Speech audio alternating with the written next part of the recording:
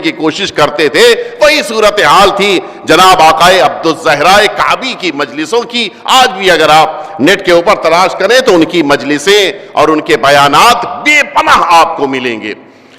بظاہر عربی زبان میں اتنا بڑا خطیب ابھی تک منظر عام پر نہیں آیا۔ انہوں نے اسی منبر سے نقل کیا تھا، میں اس زمانے میں طالب علم تھا یہی حوزہ علمیہ میں، اور میں اس واقعے کے بعض جزئیات کچھ پارٹس کو بھول گیا تھا۔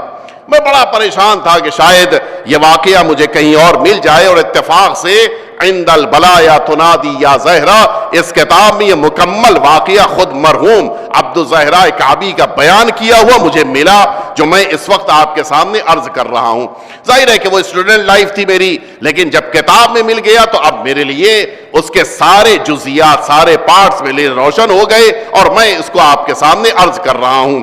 انہوں نے نقل کیا وہ معمولاً محرم کے دنوں میں 1 سے 10 محرم، پھر 11 سے 20 محرم، پھر 21 سے 30 محرم، وہ پورا سلسلہ ہوتا تھا ان کی مجلسوں کا، اور باقاعدہ اعلان ہوتا تھا کہ فلاں جگہ 10 دن پڑھیں گے اور فلاں جگہ 10 دن پڑھیں گے، اور اس طرح سے جس سال انہوں نے پہلی بار اسی لبنان میں 1 سے 10 محرم، لبنان اور بحرین ان دو علاقوں میں زیادہ ان کا شہرہ اور چرچا تھا۔ وجہ یہ تھی کہ عراق تو زمانے میں دشمن کے قبضے میں تھا، صدام کے مظالم تھے، لہٰذا مجلسوں کے لیے تو وہ رونق نہیں تھی۔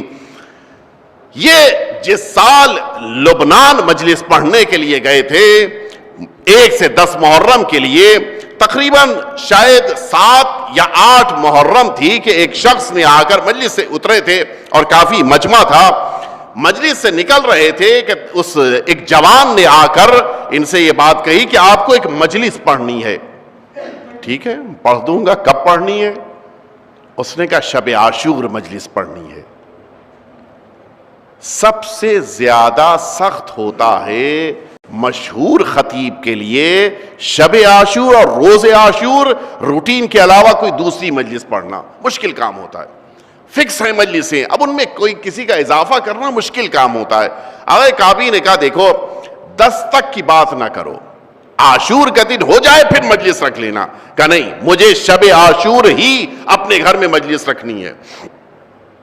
چہرے سے، لباس سے، انداز سے پتہ چل رہا تھا کہ یہ کچھ بھی ہے شیعہ اثنا عشری نہیں ہے، شیعہ مسلک کا نہیں ہے۔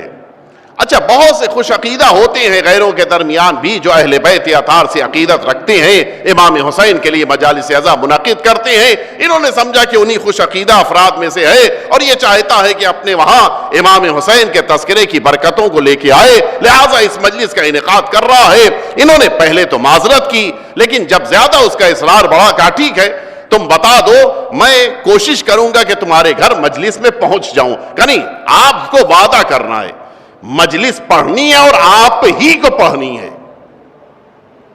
ٹھیک ہے، آ جاؤں گا۔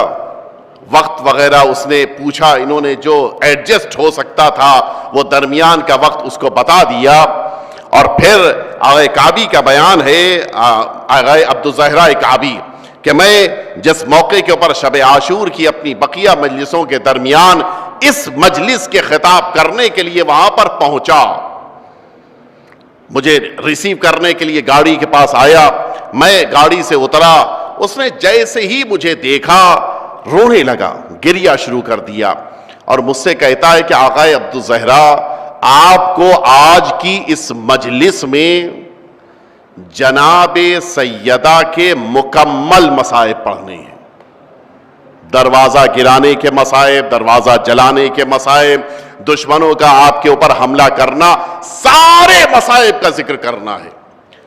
آقا عبدالزہراء، اچھا مولانا یہاں پہ تشریف فرمائے، معمولاً انسان مناسبت کو بہت اہمیت دیتا ہے اگر اچھا خطیب ہے، مناسبت کی اپنی اہمیت ہوتی ہے، اور اسی کی بنا پر مجمع بھی متاثر ہوتا ہے۔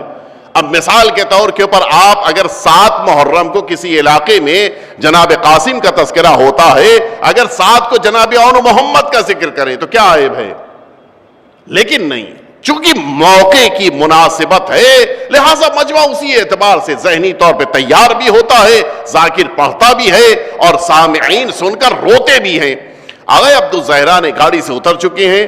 کہا دیکھو آج تو کوئی مناسبت نہیں ہے جناب سیدہ کے لیے کوئی اور مجلس رکھنا, اس موقع پہ ذکر ہوگا. آج شب عاشور ہے, شب عاشور کے مصائب سننے کے لیے مجمع آتا ہے, اور ذاکر اور خطیب بھی شب عاشور کا بیان کرتا ہے. مجمع اس کے اوپر رقت طاری ہوتی ہے, گریہ ہوتا ہے. کہ نہیں, میں یہ چاہتا ہوں کہ آپ جناب سیدہ کے مصائب پڑھیں. انہوں نے کہا بھی بلا وجہ کا اصرار نہ کرو, مناسبت نہیں ہے, کوئی ریلیشن نہیں ہے آج کی شب کا. اس نے کہا میرا گھر ہے, مجلس میں نے رکھی ہے, آپ کو وہی پڑھنا ہوگا جو میں آپ سے کہہ رہا ہوں. نہ جانے اس جوان کے اس جملے میں کتنا اثر تھا کہ آغا عبدالزہرا نے کہا کہ میں نے کہا ٹھیک ہے بھائی, تم جو کہہ رہے ہو وہی کرنے کو تیار ہوں. اچھا وہ تو ساتھ ساتھ چل رہا ہے, ان کو لے کے اس کو اندر جانا ہے.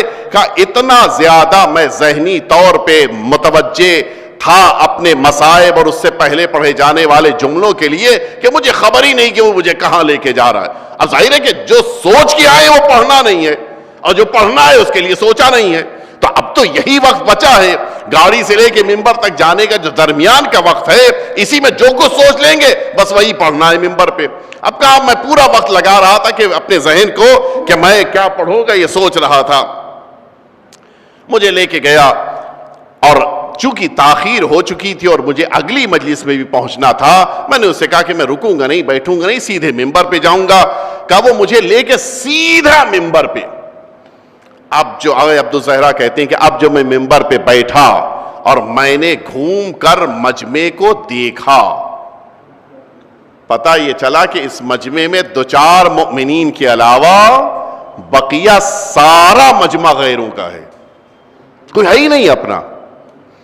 اور سخت ہے انسان کے لیے وہ مصائب کہ جو مناسبت نہیں رکھتے وہ پڑھنا, اور وہ بھی ایسے مجمع میں پڑھنا کہ جو مجمع ان مصائب کو سننے کو بھی تیار نہ ہو. کیسے انسان پڑھے گا؟ کہ میں نے تو جب آپ مجمع, وہ بھی بہت بڑا مجمع, پورے علاقے کو جمع کیا تھا, کہ اتنے بڑے مجمع کو دیکھ کے میں بڑا فکر مند کہ یہ ہوگا کیا. اب یہاں پہ جناب عبدالزہرا نے پورا بیان کہ میں نے جب مصائب پڑھا تو کیا ہوا, وہ میں بعد میں عرض کروں گا. اس کے بعد کیا ہوا وہ پہلے عرض کیے دیتا ہوں. مصائب ہو گئے, مکمل ہو گئے, آغا عبدالزہرا جانے لگے. اس نے روکا, آ کے بیٹھے. انہوں نے پوچھا کہ یہ بتاؤ یہ اصل ریزن کیا تھا, کچھ بات ہے. اب تو کئی چیزیں ہو گئی نا پوچھنے والی. مجلس کیوں تم نے مجھ سے پڑھوائی, کیوں شب عاشور مجلس رکھی, کیوں جناب سیدہ کے مصائب کا تذکرہ کرنے کے لیے کہا, کئی کوشچنز ہیں کہ جن کو رپلائی چاہیے ہے. انہوں نے کہا کہ بیٹھو بتاؤ اب اصل بات کیا ہے. وہ آیا, کہ میں انجینئر ہوں. بتایا کہ میرا تعلق کس مسلک سے ہے. اس نے تفسیر اپنے بارے میں بتائی کہ میں شیعہ اثنا عشری نہیں ہوں, لیکن یہ جو مجلس میں نے رکھی تھی یہ مجلس میں نے نظر کی تھی, اور نظر میں چونکہ میں نے جناب سیدہ سے نظر کی تھی, لہذا میں نے اس درمیان, اس مجلس کے درمیان بہت سے خطیبوں کا ذکر جناب سیدہ سے متعلق سنا. آپ اس زمانے میں انٹرنیٹ وغیرہ نہیں ہوتا تھا, یہ سی ڈی کیسٹس ہوتی تھیں, کیسٹس کے ذریعے سے میں نے کئی لوگوں کی مجلس سنی. آپ کی مجلس مجھے اچھی لگی تھی, اور میں نے دعا کی تھی جناب سیدہ سے کہ مجھے آپ سے مجلس پڑھانے کا موقع مل جائے. آپ سمجھے, یہ جو ممبر پہ بیٹھ کے کوئی عالم دین مجلس پڑھتا ہے, یہ خود نہیں پڑھتا ہے, کوئی پڑھاتا ہے. انہیں تو پتہ بھی نہیں تھا کہ میرے سلسلے میں اس نے کیا دعا کی ہے. کہا آغا عبدالزہرا کہتے ہیں کہ اس نے کہا میں نے آپ کے لیے دعا کی تھی, اور اتفاق سے آپ کو مجلس پڑھنے کے لیے جناب سیدہ نے موقع دیا. کہیں بتاؤ کیوں شب عاشور, وہ بھی جناب سیدہ کا تذکرہ؟ کہ اس کے پیچھے پوری داستان ہے. کہتا ہے کہ میں انجینئر اپنے آفس میں بیٹھا تھا ایک دن دوپہر میں, اچانک, اس زمانے میں یہ موبائل ہوتا نہیں تھا, بہت کم ہوتے تھے, لینڈ لائن بھی, کہ اچانک میرے آفس کے لینڈ لائن کے اوپر پتا چلا کہ میری وائف کا فون آیا ہے. میں جلدی سے پہنچا, ریسیو کیا. پتہ یہ چلا کہ میری وائف نے یہ بتایا کہ جلدی آؤ اگر چاہتے ہو کہ بچہ تمہارا زندہ رہ جائے. کیا ہوا؟ کہ اس نے جو عربی سکے بڑے ہوتے ہیں، یہ جو ہمارے ہندوستانی سکے چھوٹے ہوتے ہیں، ذرا سے چوڑے بھی ہوتے ہیں، موٹے بھی ہوتے ہیں، کہ وہ سکہ اس نے نگل لیا ہے اور وہ سانس نہیں لے پا رہا ہے. کہا یہ تو وہاں جا کے پتا چلا کہ وہ سانس کی نلی میں سیدھا سکہ چلا گیا تھا. میں نے اس سے اپنی وائف سے کہا کہ دیکھو میں گھر آؤں پھر ہاسپٹل جائیں، اس سے بہتر یہ ہے کہ تم بھی نکل پڑو ہاسپٹل، میں بھی پہنچتا ہوں، ہم دونوں ہاسپٹل پہنچتے ہیں. کہ میری وائف کسی طرح سے اس بچے کو لے کے ہاسپٹل پہنچی، میں بھی پہنچ چکا تھا. ڈاکٹر نے اس کو دیکھا، پوری نوعیت بتائی کہ یہ عالم یہ ہے کہ سکہ اس طرح سے رکا ہوا ہے کہ اگر نیچے کی طرف بھیجیں گے تب بھی یہ سانس کی نلی کو بلاک کر دے گا، یہ بچہ مر جائے گا، اور اگر اس کو اوپر نکالنے کی کوشش کریں گے تو یہ زخم بناتا ہوا آئے گا.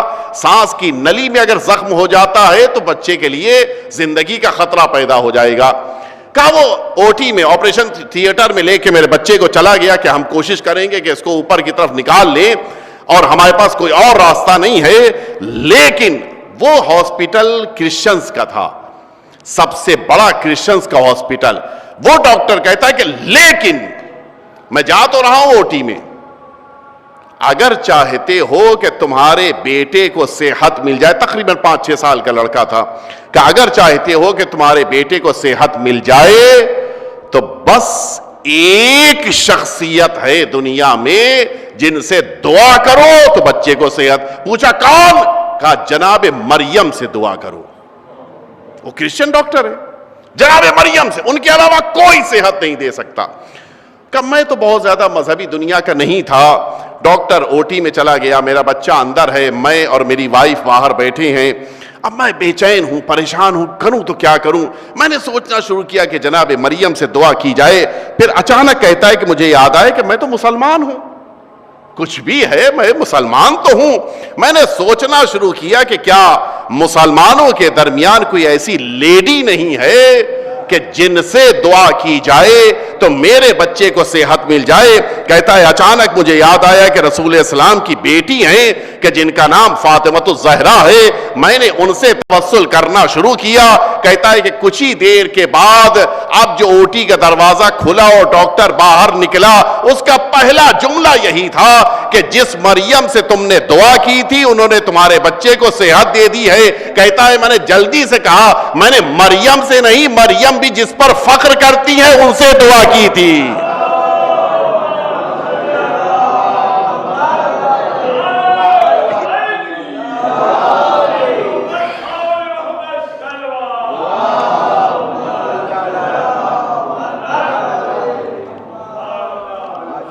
میں نے اسی وقت نظر کیا، چونکہ ظاہر ہے کہ یہ لبنان وغیرہ میں رہنے والے سارے ہی مذہب اور مسلک والے ایک دوسرے کے فیسٹیولز اور دوسروں کے پروگرامز اور دوسروں کے کلچر سے واقفیت رکھتے ہیں.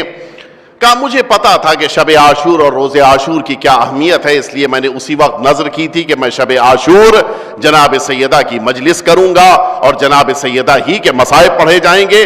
آج میرا بیٹا صحیح و سالم ہے جناب سیدہ ہی کی بنا پر.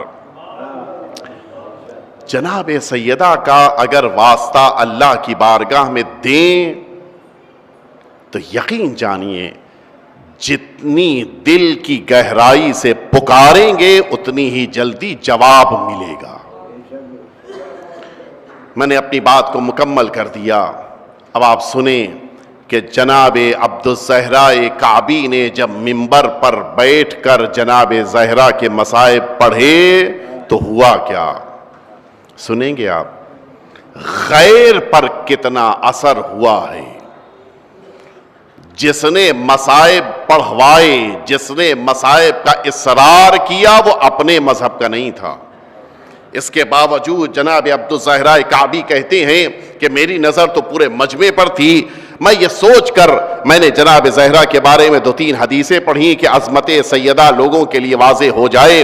اور اس کے بعد اچانک جیسے ہی میں نے جناب سیدہ کے بارے میں یہ جملہ پڑھا کہ جو مدینے کی شہزادی تھی وہ مدینے میں ایک دن اتنی اکیلی ہو گئی کہ اس کے گھر کے دروازے پہ لکڑیاں جمع کی. سنیں گے آپ. آقا عبدالزہرا کہتے ہیں کہ میں جیسے ہی آگے بڑھا اور یہ جملہ میں نے کہا کہ جناب زہرا کا دروازہ گرایا گیا اور زہرا دروازے کے نیچے کہتے ہیں عبد الزہرا کہ اچانک مجھ کو آوازیں سنائی دینے لگیں جیسے شیشے ٹوٹ رہے ہوں. کہا میں نے جلدی سے نظر کو دوڑایا کہ یہ کیا ہو رہا ہے. کہا میں نے دیکھا وہ جو میرا میزبان انجینئر تھا جو سنی مسلک سے متعلق تھا وہ دروازے کے اوپر لوگوں کے لیے ٹیبل کے اوپر جو شربت پیش کر رہا تھا ان شربت کے گلاسوں کو لے کے اپنے سر پہ مارتا جا رہا تھا اور یہی جملہ کہتا جا رہا تھا اے رسول کی بیٹی آپ اتنی اکیلی ہو گئی, اے بنت رسول آپ کا کوئی مددگار نہ تھا, اے کاش میں مدینے میں ہوتا اور زہرا پہ یہ ظلم نہ ہونے دیتا. ہازادارو اتنا وقت گزر جانے کے بعد بھی ایک غیر جناب سیدہ کے مصائب کو برداشت نہیں کر پا رہا ہے. ارے ذرا انصاف سے بتاؤ مدینے میں جب حسنین قریبین کی نگاہوں کے سامنے, زینبین کی نگاہوں کے سامنے, امیر المؤمنین کی نگاہ کے سامنے سیدہ پہ ظلم ہو رہا تھا, کیسے ان ہستیوں نے برداشت کیا ہوگا؟ ہازادارو یہی وجہ ہے ہمیشہ ان بچوں نے اپنی ماں کو یاد